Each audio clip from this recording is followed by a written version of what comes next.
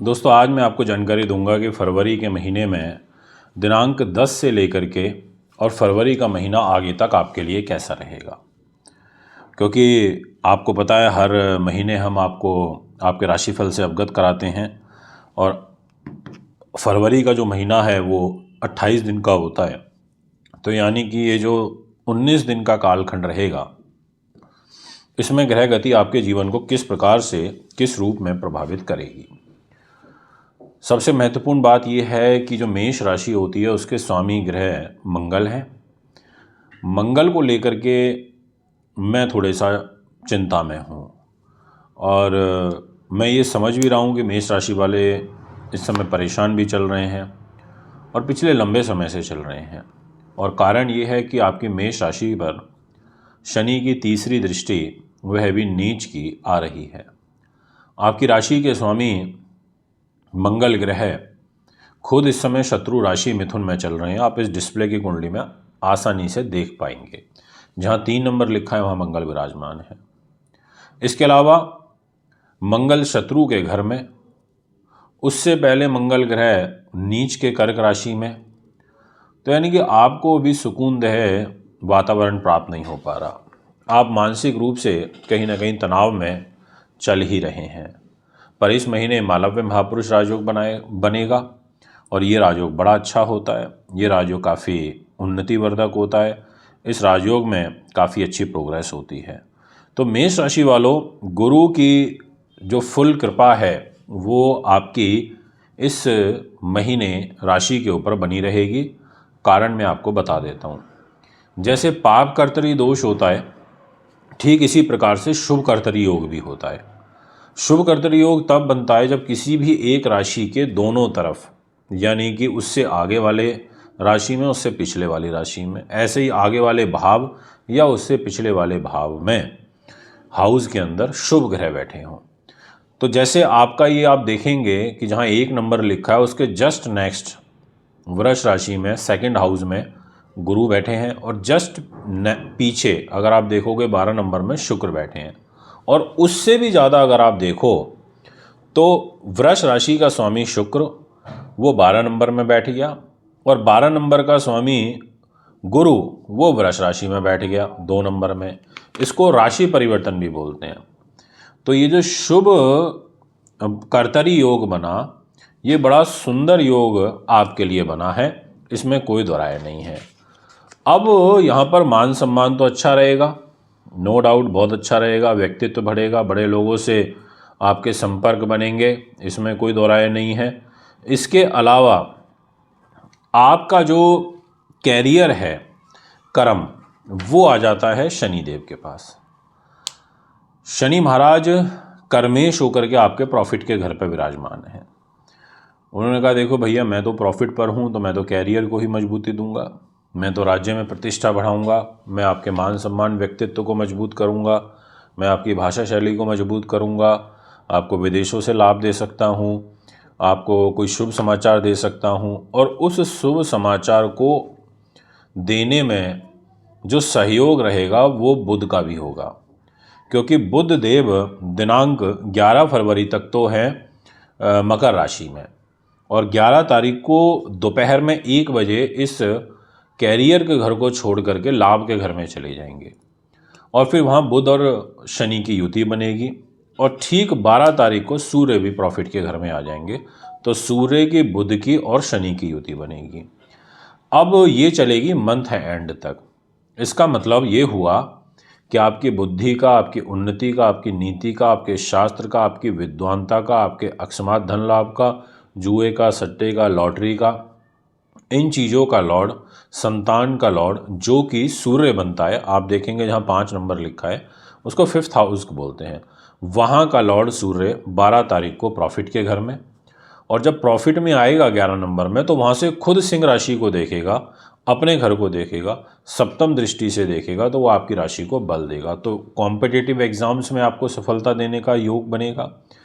और इतना ही नहीं, बुध की भी दृष्टि 11 तारीख से आपके इस बुद्धि उन्नति के घर में आएगी, 5th हाउस पर आएगी, 5 नंबर पर आएगी।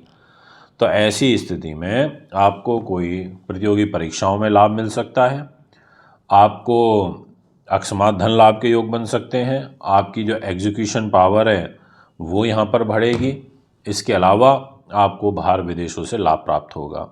बस समस्या ये आएगी कि 12 तारीख को जब सूर्य ग्रह आ जाएंगे राशि परिवर्तन करके 11 नंबर में शनि के साथ होंगे, तो आपको जो इस महीने के आखिरी के 7 दिन होंगे उसमें थोड़ा सा बड़े भाई बहनों के साथ में आपके मनमुटाव जैसी स्थितियां बनेंगी। वैचारिक रूप से मतभेद आपके उनके साथ में बढ़ने लगेंगे, ऐसा ग्रह गोचर बनेगा। और साथ में आपको कोई बहुत लंबी दूरी की यात्रा आखिरी के 5 दिनों में नहीं करनी चाहिए। दोस्तों, मैंने 3 चीज़ों को क्लब किया है अभी, एक कैरियर को और एक बुद्धि उन्नति एजुकेशन को प्रॉफिट के साथ किया है। तो ये सेक्टर तो मुझे अच्छा नज़र आ रहा है। यानी कि यदि आप कंसल्टेशन में हैं, आप आईटी टेक्नोलॉजी में हैं, आप लेखन का संपादन का, या फिर आप पुस्तक विक्रेता हैं, या आप जुडिशरी से जुड़े हुए हैं, वकालत का काम करते हैं, वकालत में किसी भी सेक्टर में हैं आप, यानी कि कोर्ट के अंदर किसी भी डिपार्टमेंट में हैं, आपको यहाँ पर प्रॉफिट मिलेगा, इसमें कोई दो राय नहीं है, आपके लिए फेवरेबल है। अगर अब मैं स्विच करूं आपके फाइनेंस के ऊपर, क्योंकि पैसा ही महत्व तो रखता है, इसमें कोई दो राय नहीं है। अब आपका धन के घर में तो जुपिटर बैठ गया, आप देखिए 2 नंबर में, बट धन का लॉर्ड खर्च के घर में उच्च हो गया शुक्र। तो शुक्र के उच्च हो जाने से आपके खर्चे अधिक होंगे। शुक्र के उच्च होने से आपको गलत संगति, गलत लोग, गलत आदतों को त्यागना होगा, गलत लोगों से दूरी बना करके रखनी होगी। जल्दी से पर स्त्री या पर पुरुष से आपको मित्रता नहीं करनी है, अन्यथा आपको नुकसान हो सकता है। और उन लोगों को विशेष रूप से अलर्ट करूंगा जिनको थोड़ा सा हवाबाजी टाइप का शौक है। बहुत लोग इस दुनिया में ऐसे होते हैं जो शो शाह में ज़्यादा जीते हैं। उन लोगों के लिए कहूँगा कि आप थोड़ा सा ध्यान रखिएगा, सावधानी बरतिएगा। बात करना चाहूँगा इसी विषय को और आगे बढ़ाते हुए कि आखिर सुख साधन, प्रॉपर्टी, वाहन, ज़मीन, जायदाद इत्यादि से संबंधित क्या कुछ खरीदना चाहिए? तो मैं बोलूँगा कि अगर आप लेना चाहते हैं तो ले सकते हैं, कोई दिक्कत नहीं है। ये महीना तो आपके लिए लगभग सपोर्टिव है ही, आप ले सकते हैं। दोस्तों, इसके अलावा मैं आपसे बात करूँगा स्वास्थ्य दृष्टिकोण से, क्योंकि हेल्थ है तो सब कुछ और हेल्थ नहीं है तो कुछ भी नहीं है। तो हेल्थ का जो डिपार्टमेंट है वो आ जाता है बुध के पास। बुध ने कहा देखो भैया, मेरे पास है स्वास्थ्य, और बुध के घर में केतु विराजमान है, यानी कि जहाँ 6 नंबर लिखा है वहाँ केतु है, और उस घर का डिपार्टमेंट जो बुध के पास है वो है 10th हाउस में। तो ऐसे में आपका स्वास्थ्य, एलर्जी, त्वचा, गला, छाती, इससे रिलेटेड प्रॉब्लम आपको परेशान करेंगी, आपको ध्यान रखना चाहिए। यदि बात करी जाए दाम्पत्य जीवन की, तो क्योंकि मैरिज लाइफ एक बहुत बड़ा रोल प्ले करती है हमारे जीवन में, शुक्र के पास जिम्मेदारी है, शुक्र 12th हाउस में चले गए हैं। मैरिज लाइफ में यहाँ पर सुकून दे वातावरण तो बनेगा, मैरिज आपसी प्रेम भाव का भाव देखने को मिलेगा। इनफैक्ट आपको व्यापारिक पार्टनर से सहयोग, सपोर्ट भी प्राप्त होगा, ऐसी ग्रह स्थिति भी नज़र आ रही है। और साथ में शुक्र ग्रह 12वें भाव में होने से आपका मन का भटकाव भी हो सकता है, आपको इस बात का भी ध्यान रखना होगा। देखिए, अगर धार्मिक जीवन के दृष्टिकोण से बात करूं, कोई धार्मिक यात्रा करना चाहते हैं, धार्मिक प्रयोजन करना चाहते हैं, आप कर सकते हैं। आप पर ईश्वरीय विशेष अनुकंपा बनी रहेगी, क्योंकि भाग्य स्थान का स्वामी आपके धन के घर में विराजमान है।